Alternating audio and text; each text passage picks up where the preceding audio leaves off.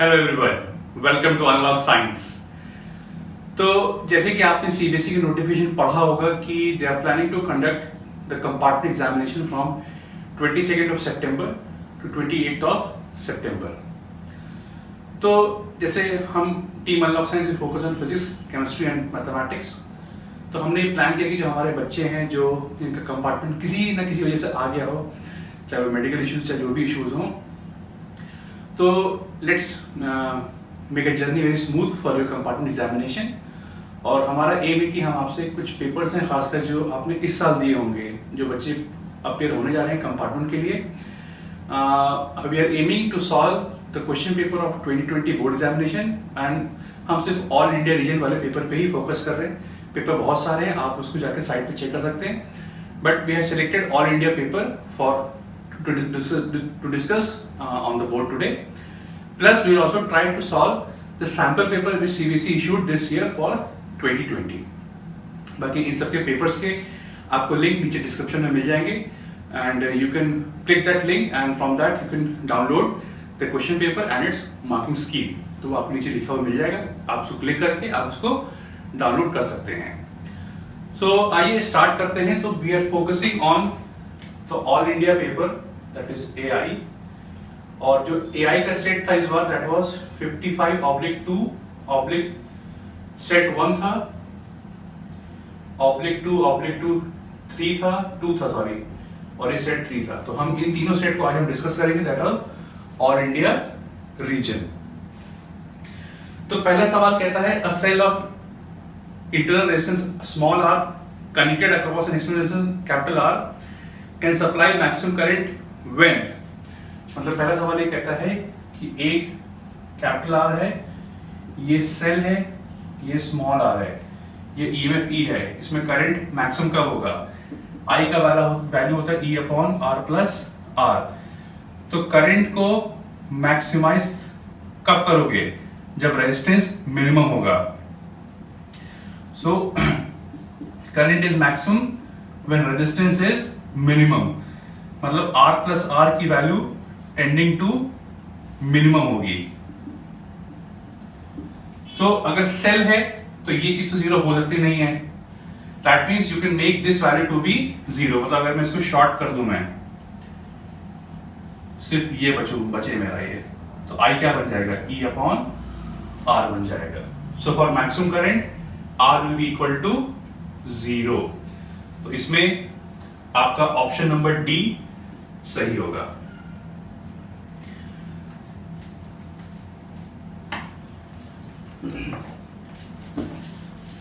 आगे बढ़ते हैं क्वेश्चन नंबर 2 पे। क्वेश्चन नंबर 2 ऐसे आपका ऑब्जेक्टिव सवाल है।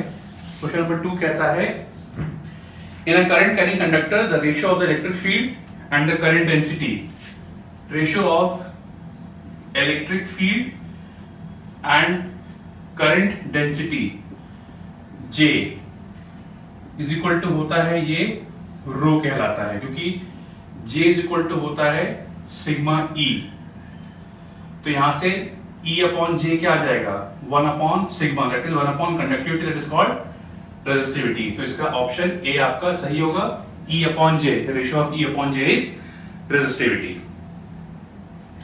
क्वेश्चन नंबर 3 बोलते हैं an electron is released from rest in a region of uniform electric field and magnetic field acting parallel to each other, the electron will। तो इसका answer जो होगा आपका ये कुछ ये कहता है कि एक रीजन है, इलेक्ट्रिक फील्ड है और मैग्नेटिक फील्ड है, और इलेक्ट्रॉन आपका कुछ इस तरह छोड़ा गया है V। तो पहले तो V B के पैरेलल है, तो मैग्नेटिक फोर्स आपका 0 बन जाएगा, और जो इलेक्ट्रिक फोर्स होता है वो Q/E होता है।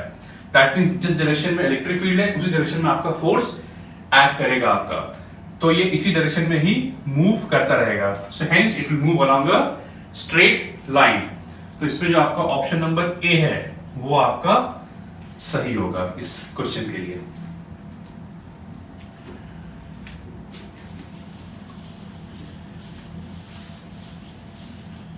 क्वेश्चन नंबर 4 आपको कहता है above Curie temperature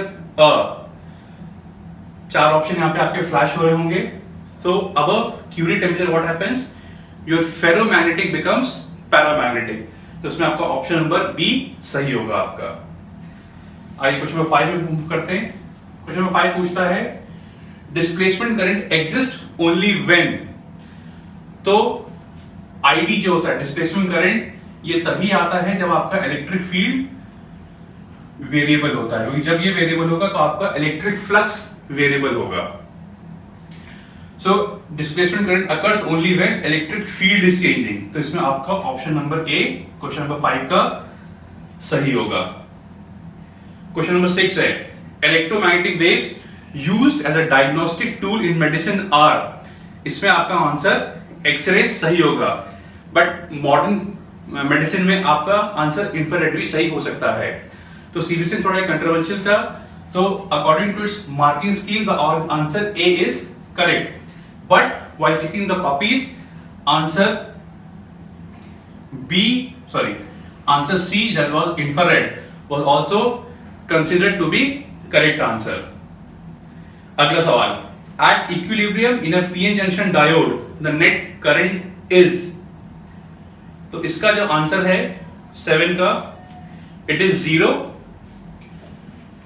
zero because your diffusion current and drift current are equal in magnitude and opposite in nature. तो इसका ऑप्शन जो होगा वो सी करेक्ट ऑप्शन है।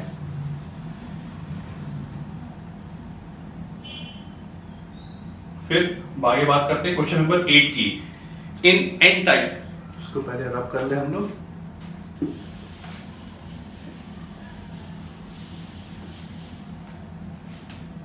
In an type semiconductor the donor energy level lies. तो जो आपका N type होता है उसमें जैसे ये आपके लेवल सही है, ये वैलेंस बैंड है, ये कंडक्शन बैंड है, और जो डोनर होता है डोनर लेवल कहीं यहां लाएगा। This is your donor level. तो जैसे आप देख सकते हैं इसका आंसर जो होगा it lies just below the conduction band. तो इसका आंसर बी सही है आपका। Question number 9, when two nuclei जिनका मास नंबर 10 से छोटा है fuse together to form a heavy nucleus, the binding energy per nucleon will increase। जो बाइंडिंग एनर्जी पर न्यूक्लियन होता है वो आपका इंक्रीज करता है। तो इसका ऑप्शन ए जो होगा, इसका ऑप्शन ए सही होगा आपका।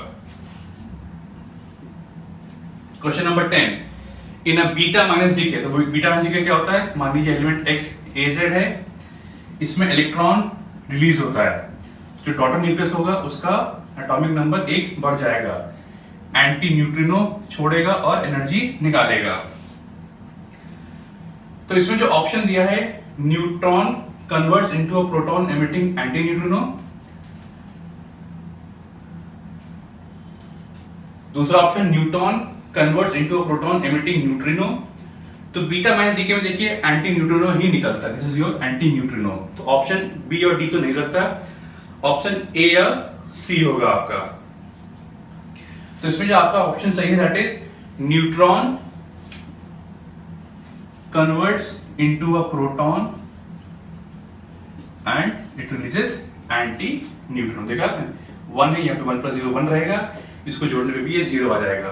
सो this is beta minus decay. तो न्यूट्रॉन एक प्रोटॉन में कन्वर्ट होगा, releasing a beta particle and an antineutrino. तो इसका ऑप्शन नंबर ए सही है आपका।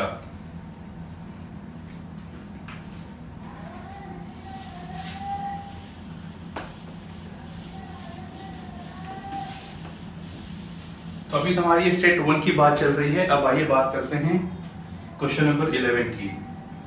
ये फिल इन द ब्लैंक्स के हैं, जो अगले 5 सवाल है हमारे 11 से 15, ये fill in the blanks type के। तो कहता है कि एक सरफेस है, उसने बोला एक सरफेस है, उसमें फ्लक्स φ1 एंटर कर रहा है और φ2 लीव कर रहा है। तो नेट फ्लक्स क्या होगा, आउटवर्ड फ्लक्स पॉजिटिव होता है, इनवर्ड फ्लक्स नेगेटिव होता है। और by Gauss law it is net flux upon epsilon naught. This is your net flux. Question number 12. In a young double slit experiment, the path difference between the two interfering points at a point is 5 lambda by 2. Path difference दिया है 5 lambda by 2. तो ये कौन से dark fringe को correspond करेगा आपका? So for dark fringe, path difference is 2n minus 1 lambda by 2. ये एक जनरल फॉर्मूला होता है. तो लैम्डा लैम्डा कट गया, 2 और 2 कट गया, तो 2n minus 1 5 बन गया, तो 2n बन गया 6, n बन गया third. It is the third dark fringe will lie at this point. और पार्ट है, if one of the slit in young double slit experiment is fully close, the new pattern has. तो इसका जो option होगा, the new pattern has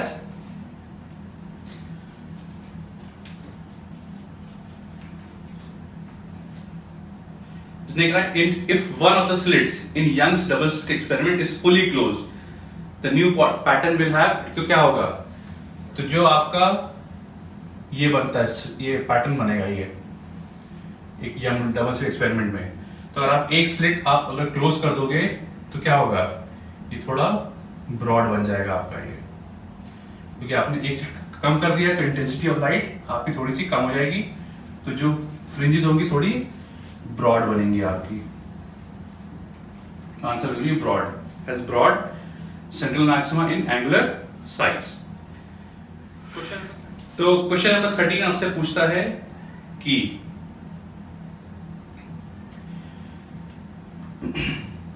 for a higher resolving power of a compound microscope the wavelength of light should be. तो एक microscope में resolving power जो होता है वो वेवलेंथ से इनवर्स होता है. तो अगर हायर रिजॉल्विंग पावर है तो lambda should be smaller.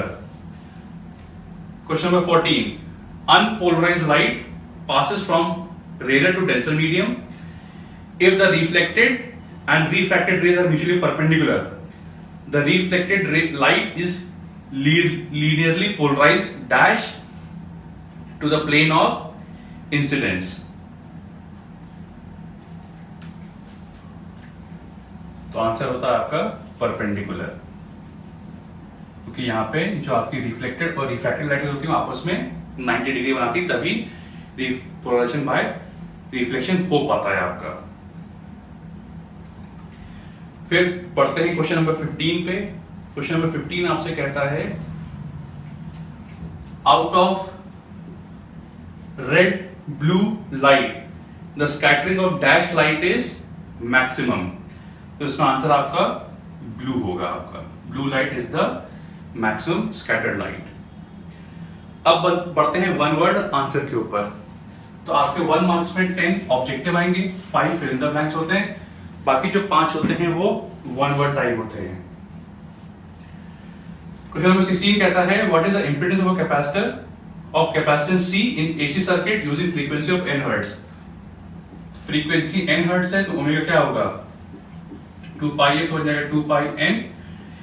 XC होता है 1 बाई ओमेगा C, तो बन जाएगा 1 अपॉन 2 पाई FC. ओमेगा कितना है? 2 पाई NC, तो बन जाएगा 2 पाई NC. और पार्ट पूछता है what is the value of impedance of a resonant series LRC circuit. Impedance होता है under root of R square plus XL minus XC का होल स्क्वायर, लेकिन रेजोनेंस में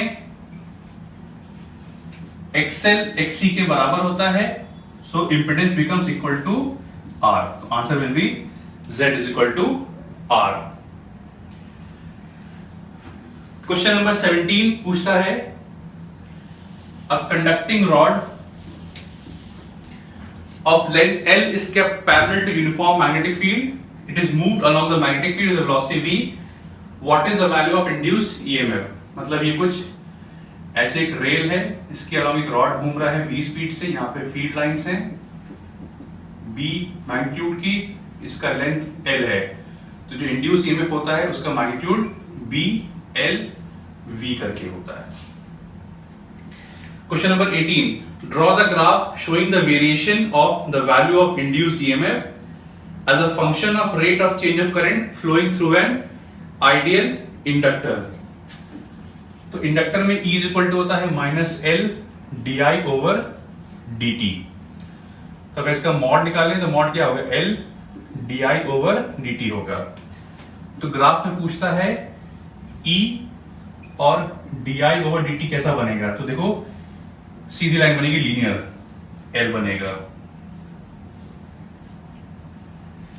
या अगर इसको आप नेगेटिव साइन पे लेना चाहते हो तो ये ग्राफ ऐसा भी बनेगा आपका, D I over D T और यहां पे आपका E आ गया आपका। फिर क्वेश्चन नंबर 19 पूछता है आपसे, what is the wavelength of photon of energy 3.3 into 10⁻⁹ joule. तो E होता है hc बाय लैम्डा, तो लैम्डा बन गया hc बाय E। H का वैल्यू 6.634 10⁻34, प्लैंक्स कांस्टेंट। C है 3 इंटू 10⁸8। E का वैल्यू दिया है 3.3 इंटू 10⁻⁹ जूल। इसको जब सॉल्व करेंगे आप लोग तो लैम्डा का वैल्यू आएगा लगभग 6 इंटू 10⁻⁷ मीटर करके आपका आंसर आएगा। और क्वेश्चन नंबर 20 पूछता है, define the term threshold frequency in photoelectric emission. तो थ्रेशोल्ड फ्रीक्वेंसी क्या होती है? It is the minimum cut off frequency जिसके ऊपर अगर आपकी रेडिएशन फॉल करेगी तो आपका फोटोइलेक्ट्रिक इफेक्ट होगा। अगर जैसे कंडीशन ये होती है इसमें कि इफ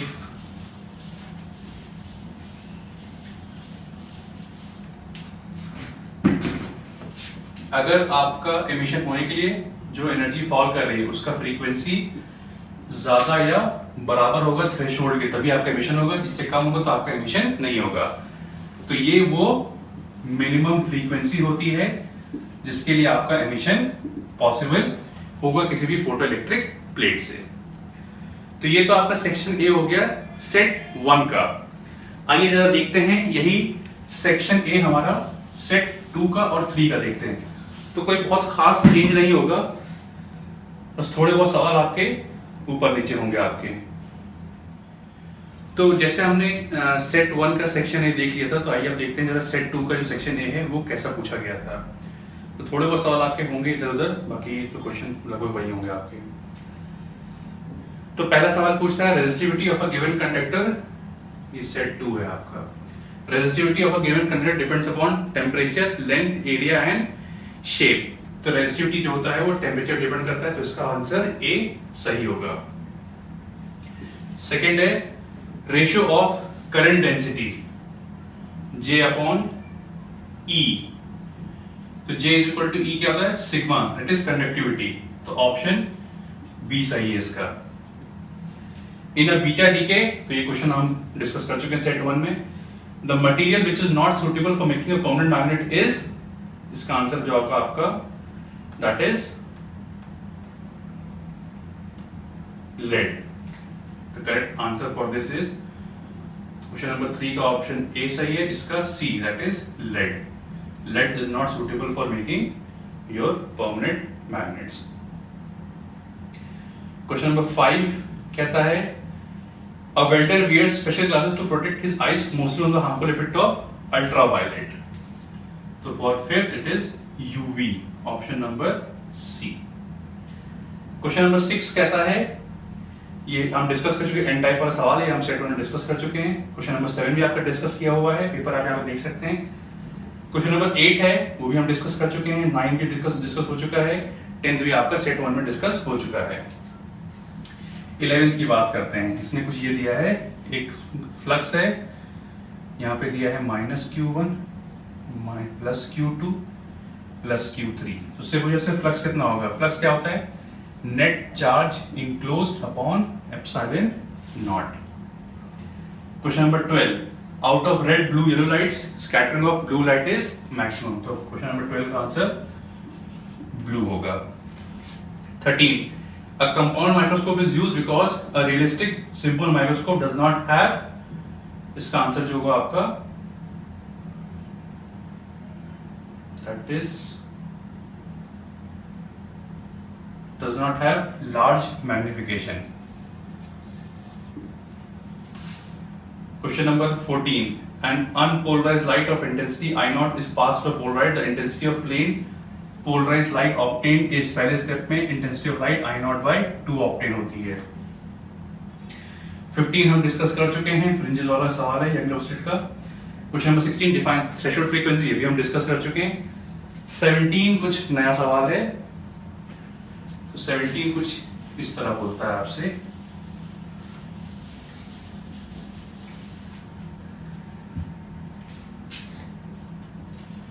ये एक रॉड है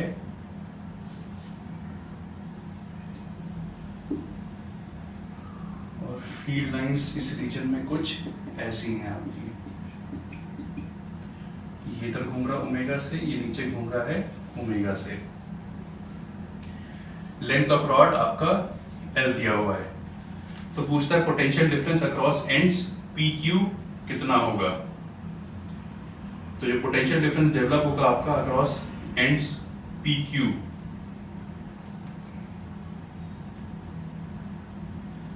that will B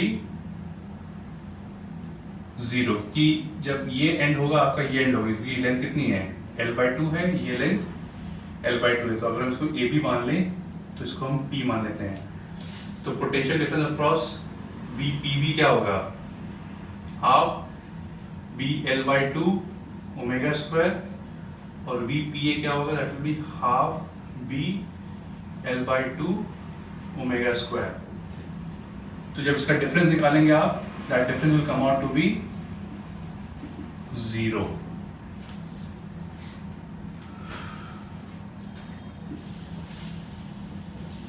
question number 18 जो है हमारा, वो हम डिस्कस कर चुके हैं सेट 1 में, कैपेसिटर वाला है ये. 19 क्वेश्चन नंबर जो है, थ्रेशोल्ड फ्रीक्वेंसी ऑफ A का थ्रेशोल्ड दिया है λ1 और B का थ्रेशोल्ड दिया है λ2. रेशियो ऑफ वर्क फंक्शन पूछा है. तो phi1 by phi2 जो होगा, that will B hc by λ1 into λ2 by hc. तो hc कट गया तो ये बन जाएगा λ2 by λ1. क्वेश्चन नंबर 20 हम डिस्कस कर चुके हैं, वो ग्राफ था E और di/dt वाला, हम सेट 1 में डिस्कस कर चुके हैं. अब आइए बढ़ते हैं सेट नंबर 3 के सेक्शन A के ऊपर. So let us move to section A of set 3.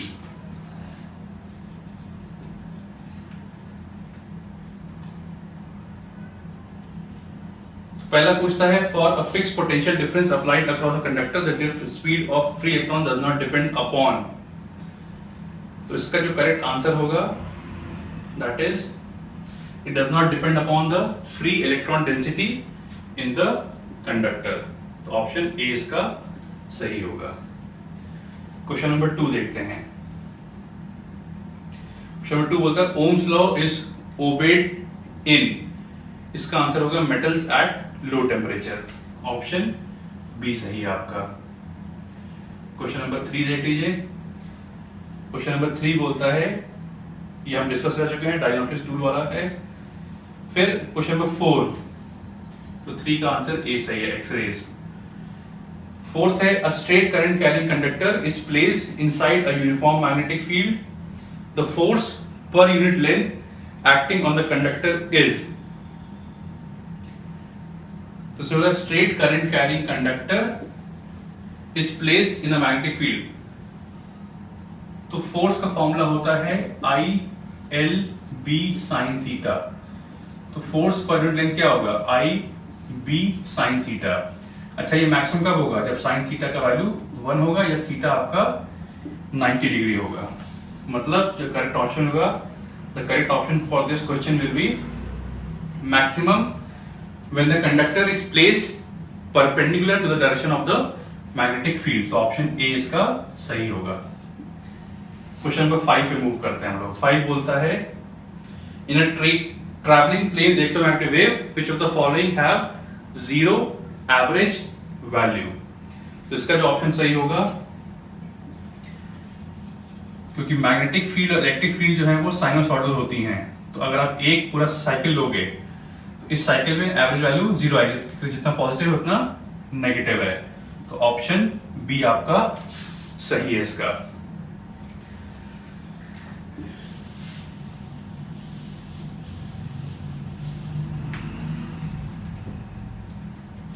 आगे बढ़ते हैं क्वेश्चन नंबर 6 के ऊपर। 6 आपका वही बीटा डीके वाला क्वेश्चन हम कर चुके हैं। क्वेश्चन नंबर 7 भी हम लोग कर चुके हैं, 8 भी हमारा हो चुका है, 9 भी हमारा हो चुका है, 10 भी हमारा हो चुका है। Question number 11, the potential difference between 2 points in vacuum is V not if vacuum is replaced by a medium of direct constant K, the new value of potential difference will be K times घट जाएगा। Sorry, ये question number 11 है। फिर question number 12, unpolarised light, ये हम लोग कर चुके हैं, इसमें आपका आंसर परपेंडिकुलर होगा।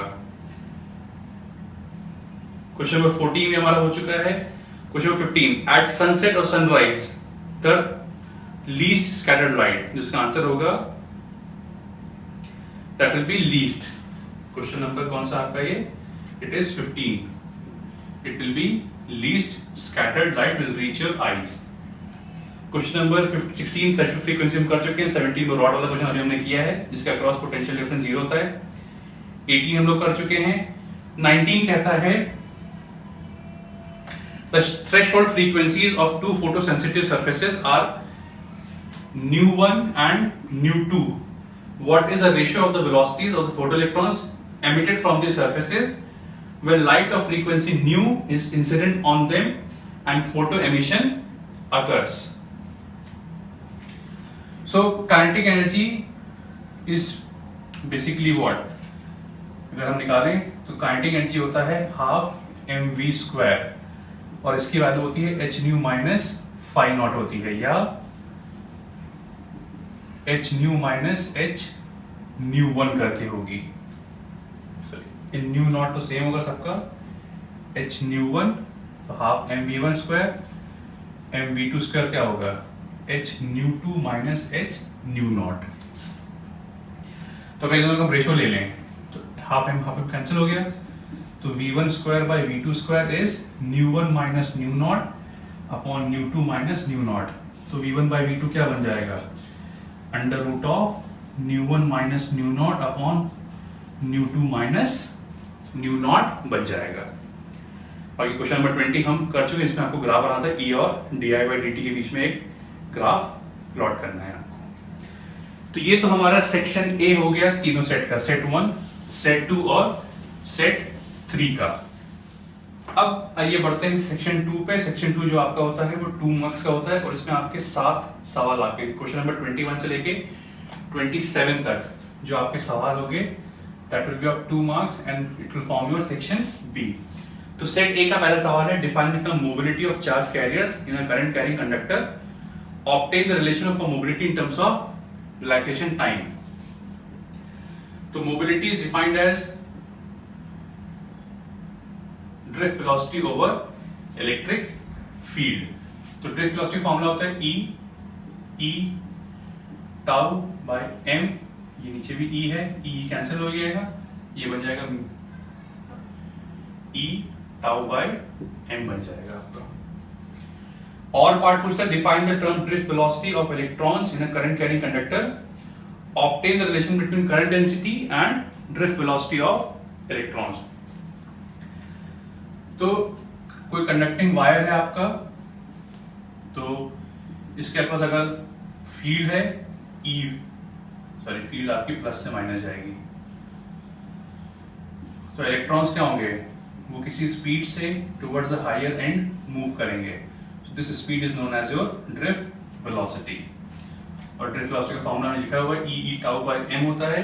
यहाँ आपको निकालना है करंट डेंसिटी, तो करंट का फॉर्मूला होता है NEA VD होता है, current density is I upon A, तो ये बन जाएगा NEA VD अपॉन A और A कैंसिल हो गया, ये बन जाएगा NE VD बन जाएगा आपका। अब बढ़ते हैं क्वेश्चन नंबर 22 पे। सॉरी, ये दोनों इसके और पार्ट थे, ये एक ही क्वेश्चन था ये। अब बढ़ते हैं क्वेश्चन नंबर 22 के ऊपर। तो क्वेश्चन नंबर 22 ये कहता है आपका कि एक एमीटर है, उस एमीटर का रेजिस्टेंस दिया हुआ है 0.8 ओम। तो ये बेसिकली आपका आरजी है। It can current measure IG दिया है आपको 1 एम्पियर, आई आपको दिया है 5 एम्पियर। पूछता है शंट कितना हम कनेक्ट करेंगे। तो शंट की वैल्यू होती है,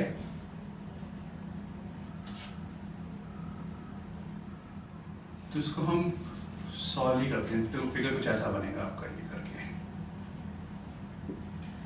आर जी है, ये आई आ रहा है, तो यहाँ पे आई जी गया, ये आर एस है, यहाँ आई माइनस आई जी बन जाएगा। दोनों पैरेलल हैं, तो I G R G is equal to I minus I G into R S. R S क्या बन जाएगा, I G R G upon I minus I G. What is I G 1, R G कितना है 0.8, I minus I G 5 minus 1 is 4। R S क्या बन जाएगा 0.8 upon 4 बन जाएगा। तो इसको जब आप सॉल्व करेंगे दिस विल गिव यू 0.2 ओम। तो जो शंट रेजिस्टेंस है वो 0.2 ओम वैल्यू का होगा। तो क्वेश्चन नंबर 23 कहता है explain the term sharpness of resonance in AC circuit. ये क्यू फैक्टर होता है, मतलब अगर मैंने कोई ग्राफ बनाया रेजोनेंस पे तो कुछ इस तरह अगर है आपका, तो ये जो पीक है ये शार्पनेस है। Q factor is basically the sharpness of resonance. In series LCR circuit उसने बोला है, ये ए पार्ट था। बी पार्ट कहता है कि VL VC के बराबर है और VR के बराबर नहीं है।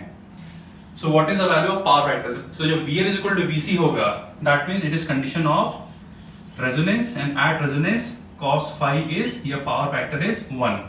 सो power factor is cos phi, और जब VL is equal to VC होगा तो आपका ये कंडीशन फॉर रेजोनेंस होगा। इसको नोट कर लीजिए, कंडीशन ऑफ रेजोनेंस होगा, और यहां पे आपका पावर फैक्टर 1 होगा। फिर जो इसका और पार्ट है, और पार्ट ये कहता है आपका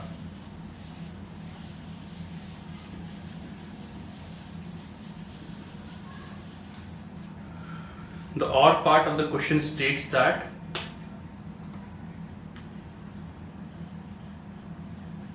कि एक कैपेसिटर है, उसको हमने कनेक्ट किया है एसी सोर्स से, C है, V is equal to V naught sine omega t. कहता है deduce the expression for current I flowing in it. तो किसी भी इसमें चार्ज क्या होगा, Q is equal to CV होगा। तो V कितना दिया है, V naught sine omega t. Current क्या बन जाएगा, dq बाय dt। उसको डिफरेंशिएट करते हैं, d by dt of C V naught sine omega t. तो क्या बन जाएगा, C V नॉट बाहर ले लो, d by dt of sine omega t. इसको डिफरेंशिएट करोगे तो बन जाएगा ओमेगा कॉस ओमेगा टी। फिर V नॉट है, इसको 1 बाय ओमेगा C कर लो नीचे, और ये बन जाएगा cos omega T. Cos omega T is sine omega T plus pi by 2। तो अगर आप देखो voltage is V naught sine omega T, V है, T हो गया, साइन ग्राफ बन गया ये। और करंट देखो, जो करंट है, करंट का फंक्शन कॉस में है। तो कॉस में क्या होता है, कॉस साइन से पाई बाय 2 आगे चलता है। तो ये वोल्टेज की मैक्सिमम वैल्यू है V not minus V not. Current में क्या होगा, जब करंट स्टार्ट, सॉरी वोल्टेज जब स्टार्ट होगा, करंट ऑलरेडी अपने मैक्सिमम पे होगा। ये ग्राफ कुछ इस तरह बनेगा आपका, आई नॉट माइनस आई नॉट। ये 0 है, ये एक आपका टाइम पीरियड हो गया, ये हाफ टाइम पीरियड हो गया। तो ये आपका सवाल बन गया आपका। क्वेश्चन नंबर 24 कहता है which of the following electromagnetic waves has the minimum wavelength and minimum frequencies. तो इन सब में जो आपकी वेव दी हुई है, तो इस 24 में मिनिमम वेवलेंथ किसका है और मिनिमम फ्रीक्वेंसी किसकी है। तो जो मिनिमम वेवलेंथ है, इसमें वेव आपको दी है, इंफ्रारेड दिया है, माइक्रोवेव दिया है, गामा रेज दी हैं और एक्स रेज दी हुई हैं आपको। तो मिनिमम, इस पर हम रब कर लें, तो इसमें कहा है मिनिमम वेवलेंथ। अगर वेवलेंथ मिनिमम है तो फ्रीक्वेंसी मैक्सिमम होगी, और जो एनर्जी ऑफ वेव होती है वो फ्रीक्वेंसी के प्रोपोर्शनल होती है। तो इन चारों में सबसे मिनिमम वेवलेंथ जो होगी, अगर मैं 24 का ए पार्ट देखूं तो लैम्डा मिनिमम जो होगा वो गामा का होगा। और गामा रेस कहां काम आती हैं? इन मेडिकल यूज काम आती हैं, आपकी डायग्नोस्टिक वगैरह में काम आती हैं। मिनिमम फ्रीक्वेंसी, तो जो लैम्डा मिनिमम है वो माइक्रोवेव्स होंगी। ये या तो कुकिंग फूड में काम आती हैं या कम्युनिकेशन में काम आती हैं। ये क्वेश्चन नंबर 25 देखते हैं। An object is kept at 20 centimetre, this and this, concave mirror दिया हुआ है। तो कॉन्केव मिरर का फोकल लेंथ दिया है, ये r/2 होता है, माइनस में होगा तो -60/2, that is -30 centimetre. Object distance u दिया है -20 सेंटीमीटर। आपको नेचर और पोजीशन निकालना है। सो 1/v + 1/u = 1/n, this is mirror formula. तो 1/v + u आपका -20 है, f आपका -30 है, तो ये बन जाएगा -1/30 + 1/20। सॉल्व करोगे -20 + 30/600, ये हमने क्रॉस मल्टीप्लाई किया है। तो 1/v क्या बन जाएगा?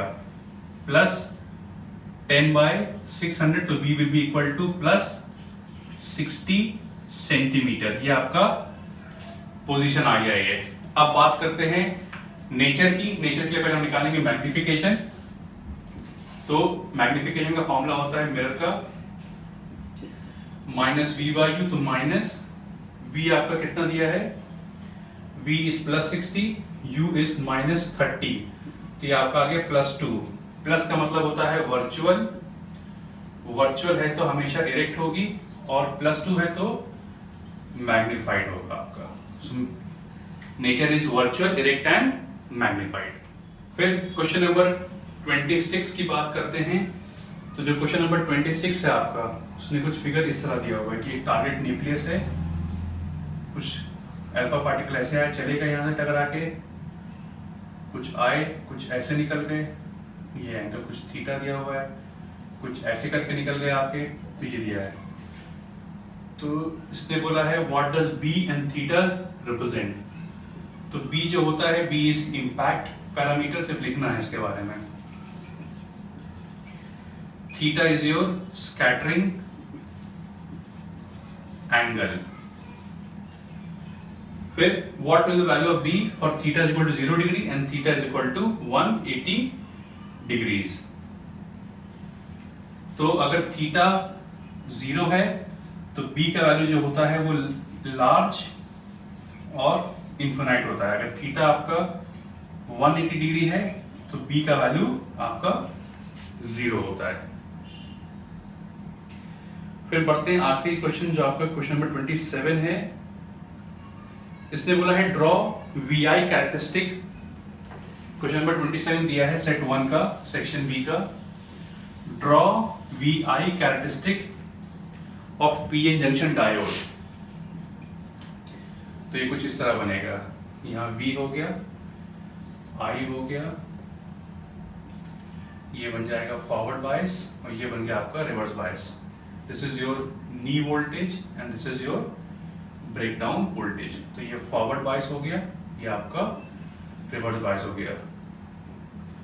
रिवर्स बायस में करंट यहां होगा आपका, रिवर्स बायस में करंट आपका मिली एम्पियर में होगा, फॉरवर्ड बायस में करंट आपका, सॉरी उल्टा बोल गया, मिली एम्पियर होगा, फॉरवर्ड में ये म्यू एम्पियर में होगा आपका। अब बढ़ते हैं सेक्शन बी सेट 2 पे हम लोग। तो सेट 2 में क्वेश्चन नंबर 21 सेम है, वही रेस के बारे में पूछा है, तो हम लोग डिस्कस कर चुके हैं सेट 1 में उसको।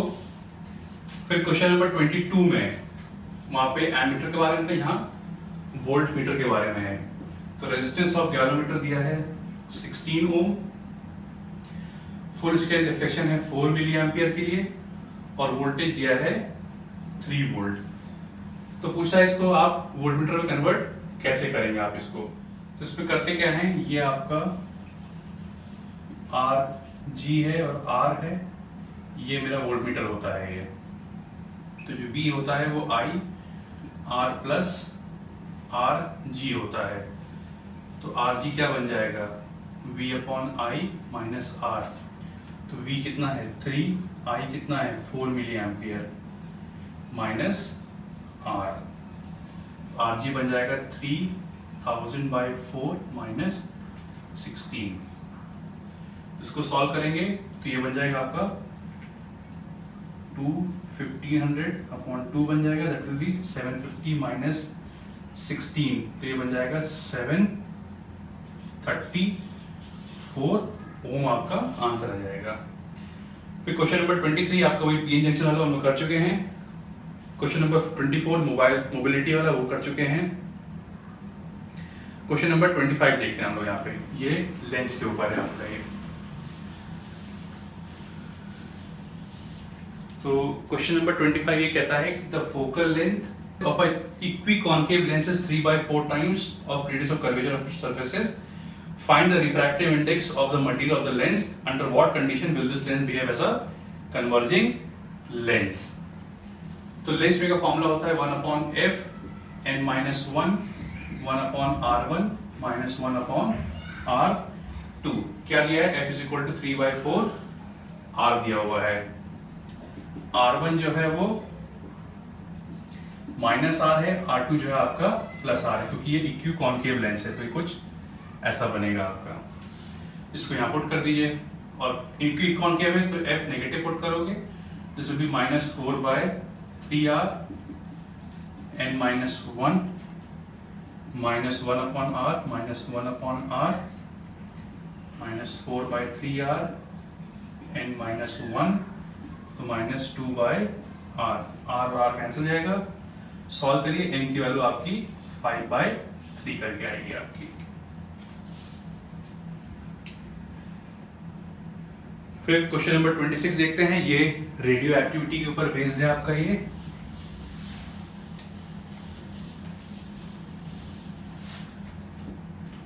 इसने बोला है for a radioactive substance show the variation of total mass disintegrated as a function of time graphically.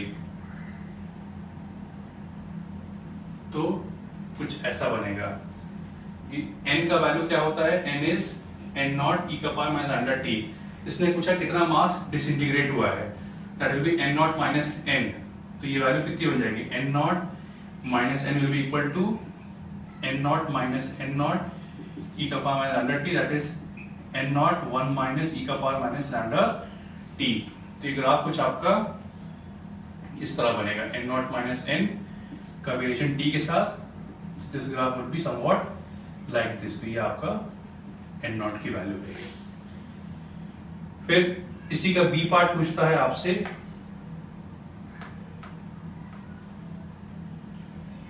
B part says that initial mass of radioactive substances n naught आपको दिया है 3.2 ग्राम, हाफ लाइफ दिया है 4 hours और पूछा है 8 hours के बाद इसका मास कितना बचेगा। तो ये बच जाएगा m is equal to m naught 1/2 का पावर n। m नॉट कितना है 3.2 1/2, n कितना है 8/4। तो ये बन जाएगा 3.2 इंटू 1/2 का स्क्वायर, दैट इज 3.2/4। m कितना बन जाएगा 0.8 ग्राम जो होगा वो आपका अनडिकेड बचेगा। तो क्वेश्चन नंबर 27 आपका वही है जो शार्पनेस ऑफ रेजोनेंस वाला क्वेश्चन है, और जो कैपेसिटर वाला हमने क्वेश्चन डिराइव किया था, that is same as we done in set 1। तो ये सेट 2 आपका हो गया सेक्शन बी। अब आइए जंप करते हैं सेट 3 के सेक्शन बी पे हम लोग जंप करते हैं। तो सेट 3 का जो सेक्शन बी होगा, सेट 3 पे चलते हैं हम लोग। तो कुछ नए सवाल देखते हैं उसमें, बाकी सवाल लगभग सेम ही होंगे। क्वेश्चन 21 आपका सेम है, वो वेव वाला है, इसको देखिए यहाँ पे आपके फ्लैश हो रहा होगा। क्वेश्चन 22 में बोलता है कि एक सर्कुलर लूप है, उसमें करंट है 5 एम्पियर का, फील्ड प्रोड्यूस करता है पाई मिली टेस्ला की, मैग्नेटिक मोमेंट निकालना है। मैग्नेटिक मोमेंट का फॉर्मूला क्या होता है? Magnetic moment of the loop निकालना है। तो अगर हम इसको देखें तो एक सर्कुलर लूप के लिए फील्ड का फॉर्मूला क्या होता है? Mu not I by 2r होता है। तो यहां से r क्या बन जाएगा? Mu not I by 2b, इसकी वैल्यू पुट करिए,